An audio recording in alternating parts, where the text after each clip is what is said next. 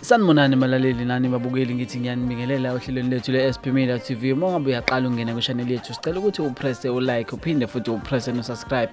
Kanti wenze njalo nangokushare ilink yethu bakwethu. Udaba esilitholayo namhlanje la sithola udaba lasemzimkhulu.